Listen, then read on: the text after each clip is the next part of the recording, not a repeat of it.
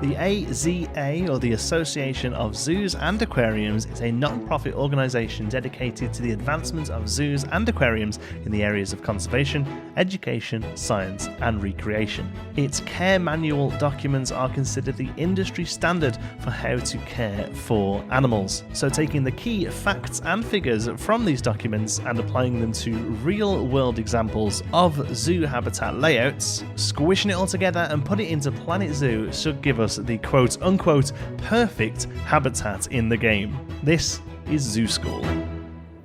Orangutans are three species of great apes found in the forests of Borneo and Sumatra. They feature the Bornean orangutan, the Sumatran one, and most recently reported the Tapanuli orangutan. Orangutans are the most arboreal of the great apes, spending most of their time in trees. Their hair is a reddish brown instead of the brown or black typically associated with chimpanzees and gorillas. Males and females differ in size and appearance, mostly due to dominant adult males having their distinctive cheek pads. The orangutans were chosen as this week's Zoo School animal by our Patreons. You can find more information on how you can choose the animal for next week's episode at patreon.com/geekism. Anyway, let's get on with lesson 1. In the wild, orangutans are relatively solitary animals, but groups of a dozen have been known to cohabit in zoos. Whilst that is quite a large group, it is recommended that they not be kept singularly. A habitat should feature only one adult male, although more have been known to be kept together with complex spaces and individual areas. As always, individual animal temperament should always be taken into account and monitored. We'll be housing one adult male and 3 females here, lucky him. For the 4 orangutans we will be housing, we require 2 separate indoor spaces, at least 160 metres squared on the ground, and one outer space that's 720 metres cubed, with a minimum height of 6 metres throughout the habitat.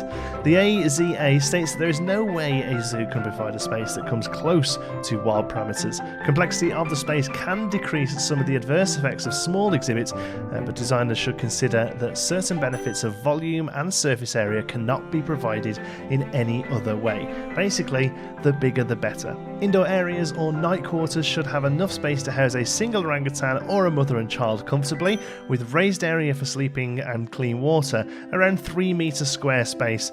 These spaces should be easily cleanable and can be used for both nighttime sleeping or quarantine and shift room use. With all that in mind, we're going to be basing our habitat today loosely on the orangutan house at Hagenbeck Zoo in Hamburg, Germany. This incredible structure sits really monumentally across the zoo. I think it was put into place around 2004 and it looks absolutely stunning. It has a full dome that can be opened or closed depending on the weather and other requirements. Obviously we won't be able to necessarily build one that opens and closes, but I definitely think the design of it is something we can move forward with. The large circular space at the front with really great viewing areas, and then lots of space at the back there for the orangutans. We've placed them in. We're going to have the back area here split into 3 sections. The first one here being one of the 2 night rooms, and here as well, and then this one being a larger day room with more activities and stuff. Obviously we've just used concrete to lay it all out, but the fencing will change throughout the habitat, and we'll probably get some viewing areas at various points around it. But there we go, that's what the space is going to be looking like for our orangutans today. Here is some progress on the build then. Like I say, we've gone for that dome kind of shape. I've kind of tried to make it look like it will close around, but I messed around with having a second tier of the dome here that would actually move around, and it just got really busy and the light didn't come through very nice. So it is a static piece, and this most of the rigging here is for show, but I think it gives the idea that this could close over if it wanted to. Really happy with how it's turned out, that the light comes through really nicely, and it's given us a really good idea of the scope and scale now of the exhibit. The next thing I wanted to talk about is some of the containment suggestions that we're going to be using here. The Hagenbeck version of this build actually uses a water moat for the orangutans, but that isn't really considered the best way moving forward in modern zoo design. The Hagenbeck was actually one of the first zoos to use moats, both wet and dry, as opposed to just having animals in cages. They had dry moats as early as 1907, which they used for the lion and bear exhibits. Like I say, the orangutan exhibit in the Hagenbeck does use a water moat, but it's been suggested to me that water moats aren't really meant to be the done thing anymore, and that's basically because of the risk of drowning. The best way it was described to me is that I have a 2-year-old son. He can't currently swim without a flotation device, at least anyway, but just because he can't swim doesn't mean I'd be happy putting him in a room with a water moat around it and thinking he was safe. And the idea that an animal can't swim doesn't necessarily mean that they won't try and swim or understand the repercussions of what will happen to them if they go in the water without the ability to swim. Unfortunately, there has actually been a chimpanzee pass away through drowning at the Hagenbeck Zoo using a water moat. So for that reason, we're not going to be. It's now considered much more safer and easier to manage by using a dry moat instead. If you are to use water moats, electric fencing or hot wire can be used to stop animals accessing the water, but they have been known, especially orangutans have been known, to short the wires using sticks or enrichment items, or they could be thrown over the wire during a fight or a particularly ruckus play session. Dry moats with smooth walls is a much better option, providing the walls have no perches and they do not meet at acute angles, allowing the animals to shimmy up the corners of them. If the dry moat is a sheer face on both sides, it does need a tunnel that leads back to holding areas so that you don't have to sedate and sort of airlift or crane lift an animal out if they get down there. Now, we haven't gone for that. We've just gone for a single sheer face here, so with a soft slope coming down. As far as jumping is concerned, all these sort of spaces are fine. Adult orangutans can jump maximum of sort of 2 meters. So from this sort of area here, that's perfectly acceptable, and obviously the game thinks it's fine as well. And as you can see here, this face actually, if you really look, it's actually at a very slight concave angle, so the top here is actually a little bit further into the middle than the bottom here, making it really pretty much impossible for them to climb up. And then we've made sure that anywhere around here has almost 0 acute angles, although I do have to do a little bit of work on the edges here. You'll see there's a space there for me to fill in to make sure there isn't a space for them to sort of hop up like so. But otherwise, it's pretty good. Obviously, this has been added in so that they can't access these features because these are obviously very climbable. Here, it isn't so much of a problem because there's lots of space before they get to the glass panels.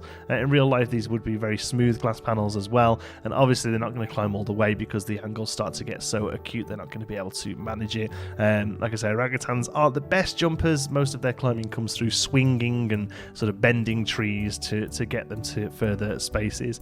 Then we've started having the space come into here and here, and I've changed these around a little bit, so we now have a vet clinic and a keeper clinic as part of it, with windows facing into the day room.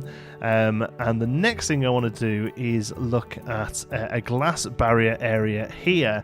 The AZA says that glass barriers work well to stop the spread of germs from guests, which is quite a surprising major use of them. Actually, it isn't the sort of thing that came into my mind. A lot of primates can suffer from the same sorts of diseases and illnesses that humans can, so glass is a great barrier to stop sort of air passing through. It also provides a great unrestricted view. You do have to bear in mind that these barriers, glass barriers, should be undercover, with the viewing area darker than the area where the animals are kept. This is to prevent reflections and give good views, and also, strangely, to keep birds from colliding with them. One thing that does happen in real zoos that have larger glass barriers and exterior habitats is that birds smash into them all the time, and it's definitely something they have to worry about. So making sure that they're undercover and in darker space means that birds aren't going to go and bother them too much. The other option is mesh fencing. Mesh fencing is very effective as it does increase the arboreal space, although it can be difficult to make it look visually appealing. Orangutans can dig as well, so any fencing should continue into the ground, and overhangs on the fencing with hot wire should be used on the top to stop the orangutans getting over the top, or even some hot wire at the base of them to stop them climbing them altogether if they want to. So with that in mind, we're not going to be using mesh fencing. As you can see, we've gone for a dry moat here, which will have some guest fencing at the front of it. All of this is enclosed, and then all of this eventually will be interior builds as well. Next thing I want to do then, like I say, is start working a little bit on this interior, and then maybe tackle some of the climbing on the exterior as well. Orangutans have evolved to be vertically orientated, spending vast amounts of time in an arboreal setting. For this reason, the majority of the habitat should be vertical, with lots of high pathways and platforms. Not only does this promote a healthy lifestyle for the animals and reduces risk of obesity, it also reduces the risk of the apes playing with or even eating feces, known as coprophagy, due to it falling down to the ground where they spend less time. Activity is maximised using small diameter climbing structures placed around 2 meters apart and featuring high levels of movability, such as ropes or swaying poles. With that in mind, here's the beginning of the climbing structure, and I wanted to show you this in part because I think it's going to evolve quite a bit before I'm done with it. This is based on Perth Zoo. They have a fantastic outdoor orangutan exhibit that has really just incredible architecture, really interesting designs, very different, very sort of futuristic almost, and I think it looks fantastic, and I definitely thought it was an interesting thing to try and do here rather than just using the in-game logs that we have. I think it sort of fits much better with the modern and futuristic style of the shelter that they're found under. I am having slight issues with it working as far as the game is concerned. If we take a look at one of our orangutan buddies over here, you'll see it is climbable as far as they are concerned. They can go over to here. None of them have yet though, and I've had the game running for a few minutes. I don't know whether we have to make it a little bit worth their while to get up here. I don't know, but unfortunately we do have to kind of use these pretty fair old climbing logs just to kind of get them from one space to another, whereas really I'd prefer to use swinging ropes and swinging logs. Unfortunately, we don't really have that available in the game, and this is one of the issues that we do have with Zoo School, or even just kind of trying to build realistic style habitats, is that the game does have limitations. It is a video game after all. What the game does do with climbing is incredibly impressive. The fact that you can have sort of player-made objects that the animals will procedurally climb on is pretty amazing stuff, but unfortunately you can't quite go as far as I think I need to get this kind of style working properly. So I'm going to keep having a play around with it, see if I can find a nice medium between the in-game stuff that works, like this kind of thing, and this sort of style of climbing structure that's found at Perth Zoo. Let's see how we get on. Okay, here we go. I think I'm pretty much finished with the sort of basic structures now. We've got some repeating patterns, but I've really tried to sort of bring in different shapes based on that Perth Zoo original design. And I'm really quite happy with how it looks. As far as how it plays from a game point of view, it's not as hot. If we take a look at the screen here, if I get one of the animals, if I get one of the orangutans, here we go, Mentari can help me out. If I come up to here, the game lags like crazy when I put this view on, and you'll see that pretty much only this area is showing as climbable, this little space here.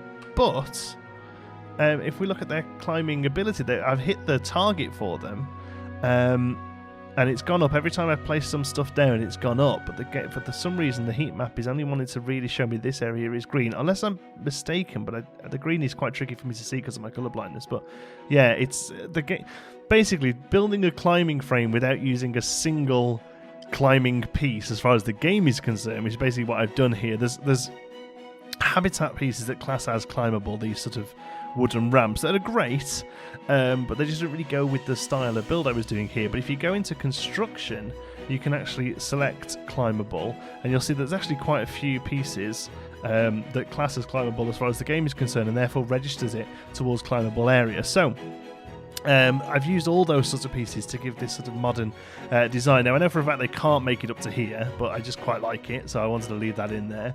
Other things then, as far as the design is concerned, again, lots of sort of walkways, lots of what looks like movable space, like ropes here. Again, they don't really use that. So far, I've seen one orangutan make it up to here and have a sleep, and then head down again. So it is actually functioning, and hopefully they'll have a little bit more around as well. I'm going to really try and put this one in the workshop, and obviously if you'd like to use it for a real structure and really want to see your orangutans running around it, you can just delete all of this and place down some regular climbing stuff. But here with Zoo School, I really want to sort of take on those designs from the real world and talk about them here. So unfortunately, sometimes that does mean they maybe don't quite as well work as well in the game. This isn't really a game tutorial. This is more of a look at a real zoo design.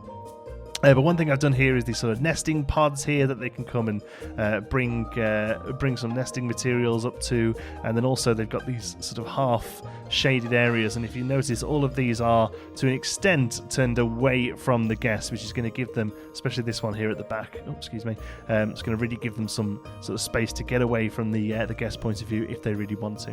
One thing you'll probably notice is the lack of foliage here. We have no environmental foliage at the moment. They do need some as far as the game is concerned.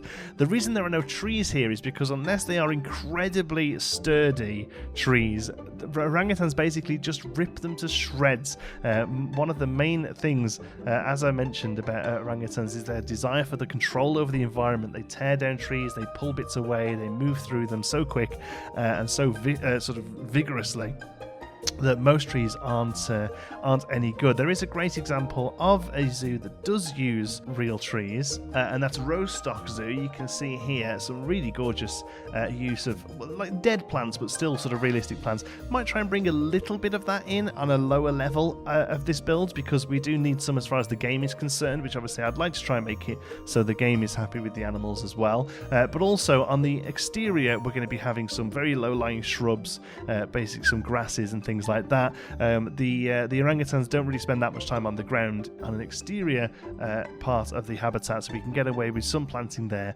Obviously the interior is going to be much more sort of manufactured and cleanable. Talking of the manufactured space, that's the next task is the indoor space. But lastly, I wanted to show you this this pool here that I've done. It still needs to be worked into the terrain a little bit better, but I really wanted some water placed down. So we've got a man-made water, and also in the last episode it was pointed out that my grate for the water wasn't at the lowest point, and therefore it wouldn't drain properly. So I've gone for a very low down grate here, much smaller grate than the last one, but that can be very easily drained quickly. So we've got a nice water space, so they're not all sort of carrying around one of the in-game water pools. I think that's actually turned out really quite nice, and I might even carry on this concrete design into the rooms here as almost like a pathway leading into the areas indoors, which is what's next.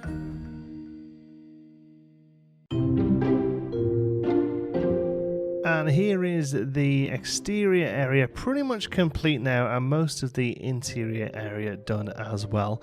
So a little bit more advancements on the climbing then. Lots of rope. I've been told if you feel like you've got enough rope, add more. So keep adding rope. So I've got as much as I can get in there now.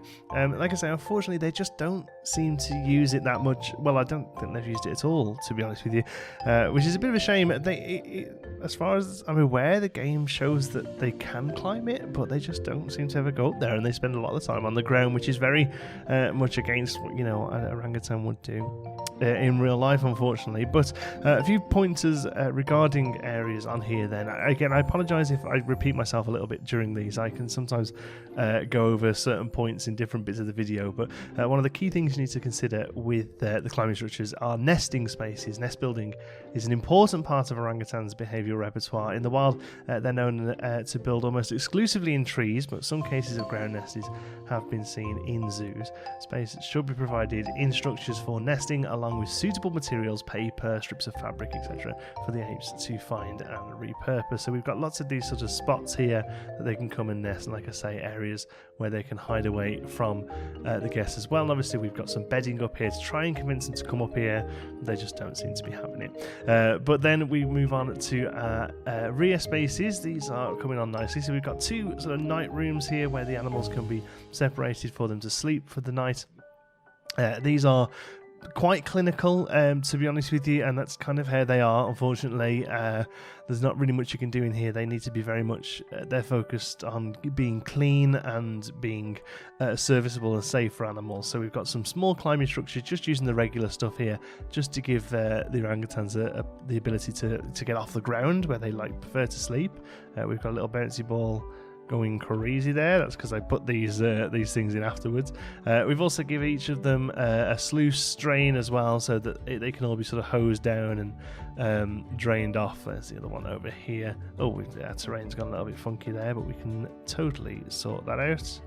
There we go. Okay. So we've got a larger one here in the larger space, and then this space is actually going to be guest facing, so we've tried to make it a little bit more interesting here with this sort of tiered floor here. Oh look, she's having a little play on the keyboard. Playing a lovely little tune there, well done. Again, I sent this off to my zookeeper friend before the ramps were added in. And he said if you like zookeepers, you'll add ramps, because whilst they don't use them in the game, in real life zookeepers are pretty much glued to a wheelbarrow whenever they're coming in to clean areas out. So either bringing new bedding in or taking old bedding out, they'll have a wheelbarrow and a brush. So we want to get spaces where the wheelbarrow can get up to most of the areas here to make it a little bit easier for them, which is what we've done there and there on the middle.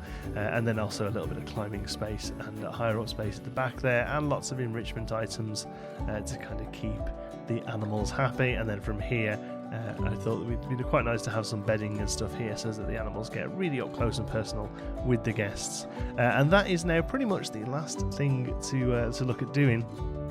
So like I said, the indoor day spaces and the night spaces here, it's obviously the flip side to the climbing structures, because the higher and more complex these structures are, the more difficult it will be to monitor and secure the orangutans. So for this reason, the indoor spaces are used to house them overnight, and for major feeding times as well. The space is often separated into smaller sections to ensure that each animal is able to be fed well and be monitored doing so, so that they can keep an eye and make sure that each of the animals gets their fair share of the portions. So yeah, pretty much last thing to do then is do a little bit of guest facing stuff, nothing too crazy. My focus really on these videos is the habitats themselves, but we'll just sort of neaten up this path a little bit, throw a box around this, basically some education signs, and then just neaten up the back area here. Obviously all these are interior walls, so I just want to sort of wrap this all up in a nice, relatively plain but modern exterior to kind of match the dome here, and then I think we're going to be done. And here we are, the finished article. Pretty much we're all done there. I really enjoyed building this one. Lots of little challenges in there, and a really good example of how, sort of a really realistic build as far as sort of real life goes might not necessarily work so well in the game. And I think trying to find that perfect divide between sort of a realistic looking build and one that functions in the game properly is what keeps me driving forward with the game, to be honest with you. Finding that sort of perfect divide is what I find the most fun. So overall then, we're all done. Let's head down here. Now, all of this is very light, by the way. Again, the focus really on the series here is the habitat itself, and obviously, placing this into a real zoo, all of this would most likely be moving into other habitats and other exhibits. That's something really to bear in mind. So we've just done some gentle rock work here and a pathway up into the building, and then we can now see we've got a pretty good view of the orangutans. There's a couple of them hanging out down there, which is pretty cool. Put a roof on the place. We've got a did you know information sign over on the one side, and we've got a how do you measure up on this side, so you can come and stand next to, stuff for kids to keep them interested or whatever. Nice sort of garish colours, to be honest. I haven't really spent too long on those, really. But yeah, there we go. So we've got a roof on the whole place. Let's come out so we can see that a bit better.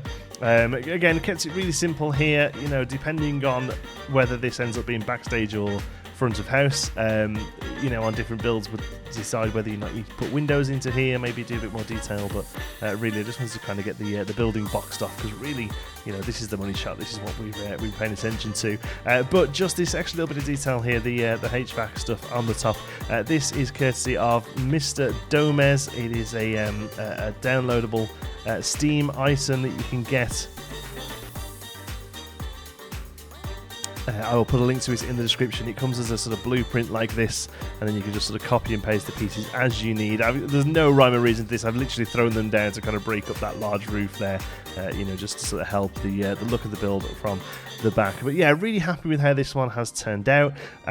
Really very thankful to my zookeeper friend who has helped me. Again, they wanted to kind of remain anonymous, so that's fine, but I really appreciate the feedback that they've given. A couple of extra little things. I just realised that we now have with shutters on the doors here. The shutters would actually be both a hard shutter, as in a full door, but also they would most likely have the ability to cage it off as well with a net or a thick net or a caging, so that maybe if perhaps new animals are introduced to the habitat, they can be kept in a separate space.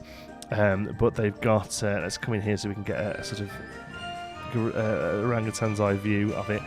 So they would be kept in here in a separate space, but they would be able to see the habitat, get used to some of the sight lines, and also get used to some of the other animals in there. They could come up and sort of have a sniff of each other and things like that. So couldn't really find a way of making that work in the game. We've just gone for some art shape shutters here. But yeah, the idea there that you can sort of section them off is something I definitely think we need to really focus on in future builds. If you really want to get that realism, the fact that a habitat is very often split up into 2, 3, 4, even 5 different areas for various purposes. But overall, I'm really happy with how this one's turned out. I think it looks fantastic. And yeah, hopefully we've sort of ticked as many realism boxes as we can, or as I can at least, as a complete newbie to the zoo world, really, just being able to read and watch videos and get advice from people who are obviously much more knowledgeable than me, and I really do appreciate it. Thank you so much for watching. I really hope you've enjoyed it. If you have, make sure you give it a like. I will see you in the next one. Until then, be good.